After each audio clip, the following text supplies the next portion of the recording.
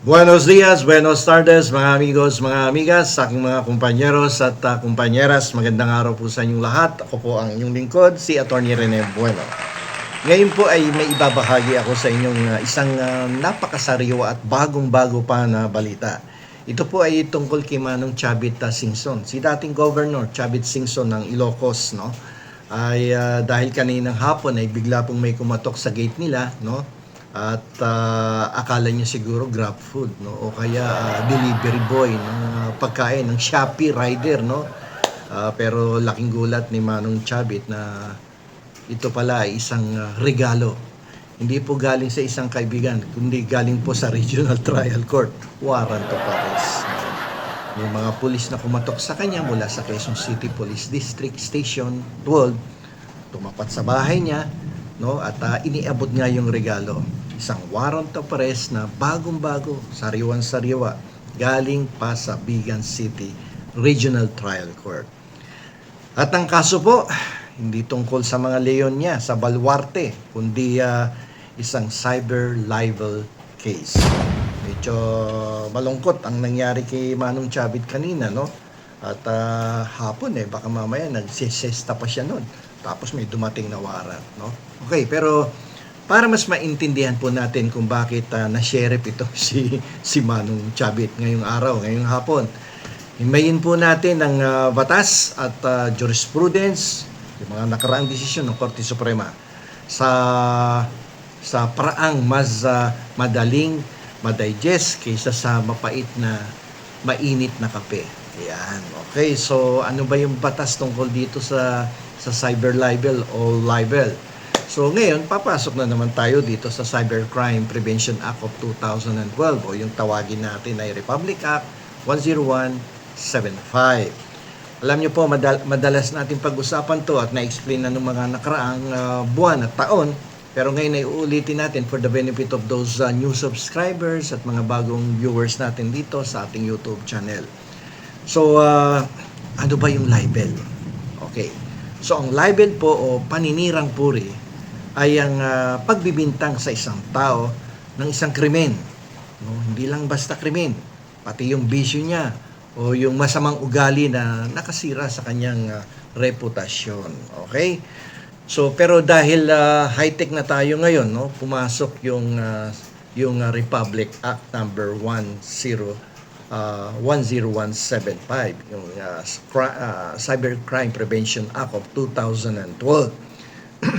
Kasi alam niyo po yung cyber libel ay ito po yung lumang yung cyber libel ay ang lumang libel na pinalakas at pinabilis at ginawang digital, no? Kasi ngayon, kung dati kailangan mo pang mag-print ng dyaryo o ma-publish sa dyaryo ang isang paninira, no? At pambabastos o malisyosong paninira do sa isang tao. Ngayon, isang click lang, isang post mo lang o isang online interview lang, lagot ka na, no? Kapag may sinabi kang hindi maganda para sa isang tao na nakasira sa kanyang pagkatao. Okay, so nung araw kasi kapag may kaaway ka, kailangan mo pa siyang ichika sa labas ng tindahan ni Aling Nena. Pupunta ka doon sa kanto, no? Uupo ka doon sa kahoy na upuan na mahaba, no? Habang nagbabalat ng bawang si Aling Nena, ichichikahin mo at sisiraan yung isang tao. At pero ngayon, dahil sa internet, ang chismis po ay mayroon ng 5G connection, no? May 5G connection na ngayon. At kapag online mo ginawa ang paninirang puri, ayan, as we have discussed before, mas mabigat ang parusa. May upgrade din ang kulong. 1 degree higher kasi kapag traditional libel at ginawa mo to sa cyber libel, 1 degree higher ang penalty, no? Sa ilalim ng batas. Kaya kung dati na 4 na taon lang ang parusa sa cyber libel, pwedeng umabot ng hanggang 8 taon. At so wag mo nang i-push yung parinig mo sa ex mo, baka mabilang mo ka pa. Nahihirap na no? At mas mahaba yung parusa mas mabigat, no? At mahaba-haba yung bakasyon mo sa kulungan at kapag ikaw ay may siniraang tao. Okay? So, pag-usapan natin yung mga ilang naging basihan, no, ng mga nagdidemanda, no? Kasi may mga jurisprudence dito, yung mga desisyon ng Korte Suprema nung araw. So, para mapatunayan na guilty ang isang tao sa cyber libel, meron po yang 4 essential elements, no? 4 na elemento na hinahanap, no? Ang batas, hanapin ng batas yung 4 na elemento kung nandoon ba. So dito gagamitin po natin ang sikat na kaso ng Dicini versus Secretary of Justice at Bonifacio versus RTC bilang gabay dito sa ating diskusyon or lecture. So kung may sinabi kang masama o ikakasira ng iba, isa yan sa mga elemento. Dapat may malisyosong paratang, may allegation of discreditable act, no? At syempre, pangalawa, dapat na-publish mo yan online. May publication. Na-i-post mo sa Facebook, na-upload mo sa TikTok, o napanood sa internet ng ibang tao. At hindi pwedeng sa private Viber lang yung chat, no, ninyo. At dapat yan na-publish at maraming nakabasa, no? Hindi lang kayong dalawa, kundi maraming nakabasa nung paninirang puri laban sa isang tao. Okay, so yung pangatlo dito, dapat identifiable yung taong sinisiraan mo. Dapat kailangan kilala ang biktima. Malinaw kung sino yung siniraan mo. Kahit hindi mo pangalanan yan. Kung ayon doon sa description mo sa paninira ay huli na alam ng tao kung sino yung dinidescribe mo, naku beshi, pasok pa rin yan sa cyber libel, makukulong ka dyan. So iwasan yung kahit hindi mo binanggit yung pangalan, pero sa description pa lang, alam na nung nagbabasa na alam nila kung sino yung sinisiraan mo. At yung pang-apat dito, may malis ba? Ginawa mo ito para lang sirain yung pagkatao niya. Hindi para sa public good Talagang gustong-gusto mo sirain yung pagkatao ng tao. So malisyoso talaga yung mga binitawan mong statement laban sa isang tao. Sabi ng Korte Suprema, ang kalayaan sa pagpapahayag ay may limitasyon. Hindi ito lisensya, no, para magkalat ng fake news o manakit ng reputasyon ng kapwa sa Facebook, sa YouTube, o kaya sa TikTok. So, kung kayo ay may kagalit at gigil na gigil kayo, magtimpin-timpin ng konti at wag Facebook agad at magpo-post ng kasiraan ng isang tao. Akala kasi ng marami kapag may disclaimer, no copyright infringement intended, o kaya for entertainment purposes only, ligtas na sila sa demanda. Parang pag-ibig lang po yan. Hindi porket sinabi mo, friend lang kami, hindi na masasaktan ang jowa mo. Diba? So, ganun lang yan. Katotohanan at hustisya pa rin ang tinitingnan ng korte. Hindi yung caption mo sa Facebook o sa Instagram o sa TikTok. Okay? So, dito kay Manong Chabit, no? Ang matindi kasi dito kay Manong Chabit ay 84 anyos na yata si Manong Chabit, di ba?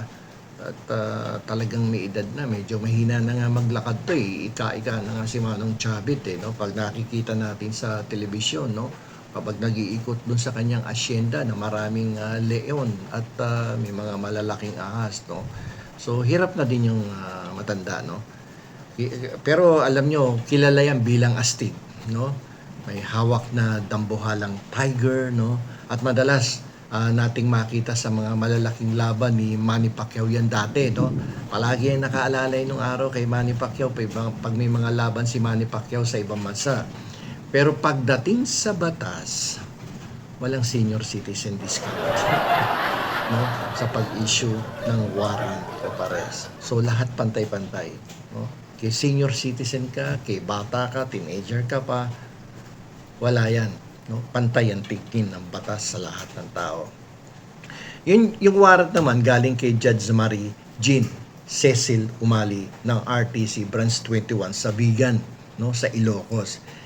Ibig sabihin, may nagreklamo sa kanya noon. Sinuri ng piskal, nakita ng korte na may probable cause o sapat na basihan para arestuin siya para harapin ang kaso. At yun nga nangyari kaninang hapon, arestado si Manong Chavit. Ang problema nito, inaresto ng hapon, bukas walang pasok yata, di ba? Ewan ko lang, di ako sure kung may pasok sa korte kasi pa 5 days sa government, di ba? Halos lahat walang pasok Si Manong Chavit po na laging mukhang hindi tinatamaan ng bala sa mga lumang kwento ng politika. Ngayon ay dinala sa presinto para sa documentation at processing, no? Para siya ay ikulong, no? Yung kinukunan siya ng mugshot, no? Yun yung tinatawag na processing and documentation. So, yun, nilagyan siya ngayon ng ganon, tapos pagsusuotin ka ng yellow or orange t-shirt, no? At aarestuin ka. Pero may bail naman niyang cyber libel, no? At kayang-kaya ni Manong Chavit yan, kahit 10 cyber libel pa yan. Kayang-kaya niyang piyansahan yan. Okay?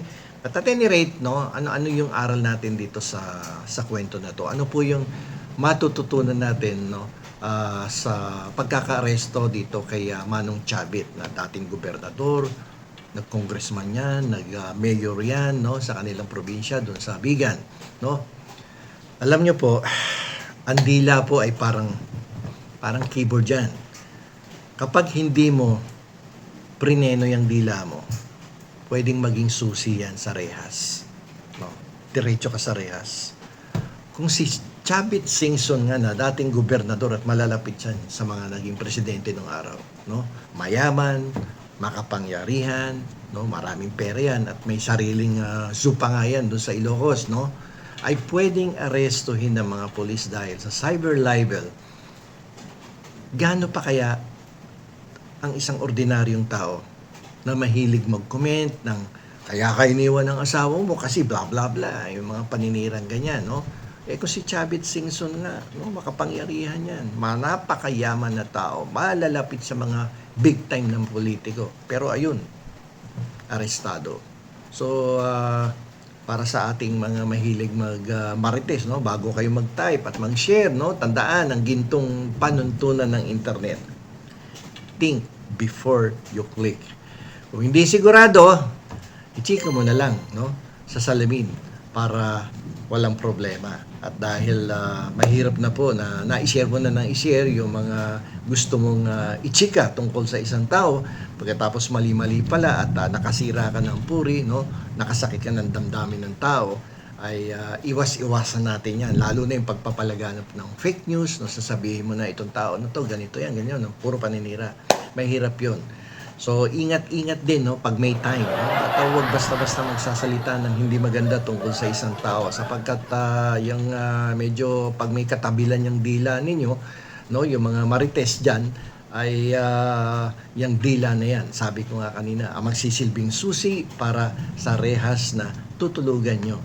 Lalo na kapag di ka nakapagpiyansa at wala kang pera, naku, ilang araw, ilang linggo at ilang buwan ka dyan sa kulungan. So, iwas-iwasan ang medyo pagkamarites. So, nandito na lamang po. Ito po ang inyong lingkod, si Atty. Rene